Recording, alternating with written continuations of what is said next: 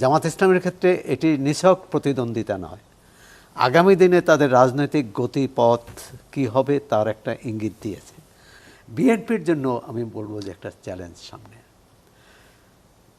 বিএনপির প্রধানমন্ত্রী বাদ দিলে বিএনপির মধ্যে সবার কাছে গ্রহণযোগ্য ব্যক্তি হলেন মির্জা ফখরুল ইসলাম আলমগীর। রাষ্ট্রপতি নির্বাচনের দুটো দিক আছে, তিনটি দিক আছে। একটি রাজনৈতিক, একটি আন্দোলনের আকাঙ্ক্ষা, গণ অভ্যুত্থানের যে আকাঙ্ক্ষার প্রতিফলন ঘটছে কিনা, দ্বিতীয় হচ্ছে আইনি বিষয়। আইনি বিষয়ে তো আমরা দেখলাম যে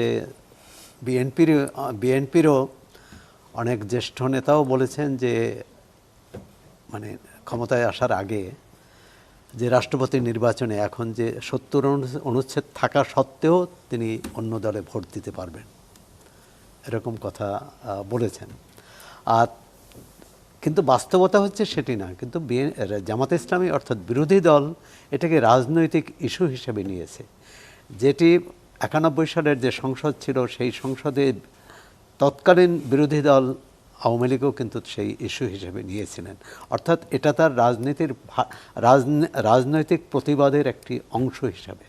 সুতরাং জামাত ইসলামের ক্ষেত্রে এটি নিছক প্রতিদ্বন্দ্বিতা নয়, আগামী দিনে তাদের রাজনৈতিক গতিপথ কি হবে তার একটা ইঙ্গিত দিয়েছে।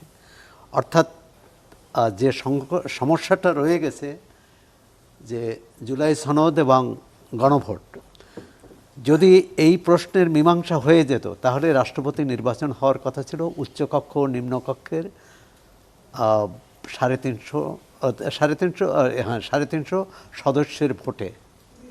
উচ্চকক্ষ গঠিত হয়নি বিরোধী দলের দাবি অনুযায়ী, অথবা সাংবিধানিক যে আদেশ অনুযায়ী যেসব সংস্কার করার কথা সেটি হয়নি। সুতরাং বিরোধী দল কিন্তু এই বিষয়টিকে মনে করে যে বিএনপি সংস্কার করছে না, সংস্কারের দিকে যাচ্ছে না। আবার বিএনপির বক্তব্য হচ্ছে যে আমরা জনগণের কাছে যে কর্মসূচি নিয়ে গিয়েছি সেই কর্মসূচির পক্ষে আমাদের জনগণ ভোট দিয়েছে, আমরা সেখানেই থাকব। তাহলে গণভোটটা কেন? বিএনপির নেতারা বলেছেন যে গণভোট আমরা বাধ্য হয়েছি, না হলে নির্বাচনই হতো না। মানে এটার মধ্যে একটা লুকোচুরি, একটা কি বলে, একটা গোজামিল আছে, যার সূত্রপাত করেছে অবশ্য অন্তর্বর্তী সরকারই। তারা বিএনপিকে বলেছে যে হ্যাঁ, তোমাদের নির্বাচন, তোমাদের অঙ্গীকার অনুযায়ী, তোমাদের জনগণের কাছে যে তোমাদের অঙ্গীকার যে তোমরা দেশ শাসন করো। গণভোটে বলছে যে না, এই 4 দফা মানতে হবে। তো সুতরাং একটা বেশ দুটো প্রভিশনই রেখেছে তারা। হ্যাঁ, এখন যদি ভোট না পেতে বিরোধী দল, মানে মেজরিটি না পেত, তাহলে তো হতো না, ওই ম্যান্ডেটটা মানে বিএনপি। ধরেন যদি, এবং ওই বিষয়টা আসছি, কর্নেল অলি উনি বলেছেন বা তার কোনো সহযোগী বলেছেন যে যখন জোটে তিনি যান নির্বাচনের আগে, তাকে এরকম প্রতিশ্রুতি দেওয়া হয়েছিল যদি জামাত ইসলামী ক্ষমতায় যায় তাহলে তাকে রাষ্ট্রপতি করা হবে। এবং সুতরাং ওই যে প্রতিশ্রুতির অংশ হিসাবেও তাকে রাষ্ট্রপতি প্রার্থী করতে পারে। আরেকটি হচ্ছে যে জামাত ইসলামী 71 মুক্তিযুদ্ধে বিরোধিতা করেছে, সেই জামাত ইসলামী একজন খেতাবপ্রাপ্ত মুক্তিযোদ্ধাকে রাষ্ট্রপতি পদে মনোনয়ন দিয়েছে।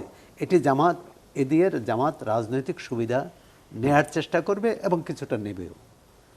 কারণ আপনি আর বলতে পারেন না যে এই জোটের বা এই জামাতের সবাই মুক্তিযুদ্ধ বিরোধী। অবশ্য মুক্তিযুদ্ধের পরে যারা জন্ম তারা তার বিরোধিতা না, কিন্তু জামাতের এই মুক্তিযুদ্ধের বিরোধিতা ছাড়াও জামাতের যে রাজনৈতিক দর্শন সেটি কতটা গণতন্ত্রের সঙ্গে যায়। কারণ জামাত তো যে ইনসাফ, তাদের ইনসাফ তো গণতান্ত্রিক ইনসাফ না, তাদের ইনসাফ ধর্মীয় বিধিবিধান বলে যে ইনসাফ প্রতিষ্ঠা হবে, সেখানে অন্য ধর্মের মানুষের, অন্য মতের মানুষের স্থান কতটা। আচ্ছা, ওই বিতর্কে যায় রাষ্ট্রপতি। বিএনপির জন্য আমি বলবো যে একটা চ্যালেঞ্জ সামনে। বিএনপির প্রধানমন্ত্রী বাদ দিলে বিএনপির মধ্যে সবার কাছে গ্রহণযোগ্য ব্যক্তি হলেন মির্জা ফখরুল ইসলাম আলমগীর। তিনি কিন্তু এখন রাজনৈতিক প্রক্রিয়া আর থাকলেন না, রাজনৈতিক প্রক্রিয়ার বাইরে চলে গেলেন। প্রথম হচ্ছে বিএনপিকে এই তার তিনটি পদ, তিনটি না চারটি, তিনটি পদ। এক হচ্ছে দলের মহাসচিব ছিলেন, সংসদ সদস্য ছিলেন, মন্ত্রী ছিলেন, স্থায়ী কমিটির সদস্য ছিলেন। তো স্থায়ী কমিটির সদস্য ধরে নিলাম যে যিনি মহাসচিব হবেন তিনিই হবেন।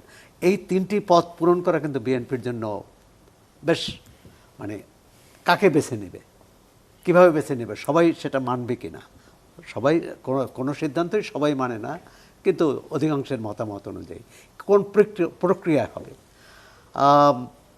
মির্জা ফখরুল হাসান আলমগীরের নাম ঘোষণা করতেও কিন্তু বিএনপি বেশ সময় নিয়েছে, একবার আগ মুহূর্তে যেদিন মনোনয়নপত্র জমা দেওয়া হবে সেদিনই। সুতরাং এটি একটা রাজনৈতিক প্রশ্ন। দ্বিতীয় হচ্ছে আমরা যেটা আশা করি, প্রত্যাশা করি সাধারণ মানুষ, যে আমাদের রাষ্ট্রপতি তার সাংবিধানিক ক্ষমতা যাই থাকুক তার একটি নিরপেক্ষ ভাবমূর্তি, নিরপেক্ষ অবস্থান আমরা আশা করি রাষ্ট্রপতি হিসাবে। অর্থাৎ বিরোধী দল হোক, অন্য নাগরিক সমাজ হোক, বা যে কোনো পেশার মানুষ হোক, তিনি অন্য কোথাও প্রতিকার না পেলে যাতে রাষ্ট্রপতির কাছে যেতে পারেন। তিনি তখনই যাবেন যখন মনে করবেন যে রাষ্ট্রপতি আর দলের নাই, রাষ্ট্রপতির অবস্থান আর দলের অবস্থান এক নয়।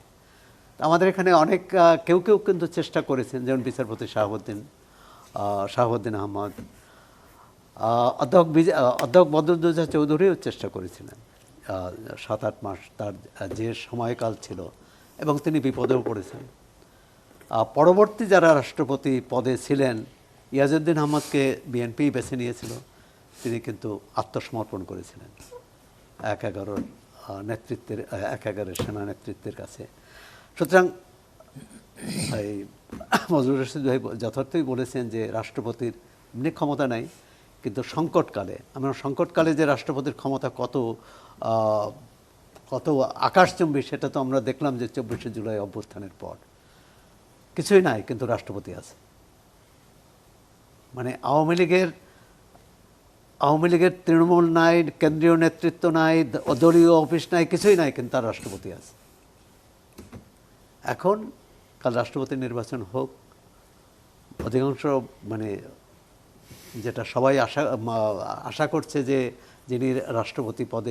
যিনি রাষ্ট্রপতি হবেন, আমরাও আশা করি যে তাকে আগাম শুভেচ্ছাও জানাই, অভিনন্দনও জানাই। কিন্তু এই রাজনৈতিক প্রশ্নগুলোর মীমাংসা কী করবে, এটি কিন্তু সরকারকেই করতে হবে, বিএনপি নেতৃত্বকেই করতে হবে।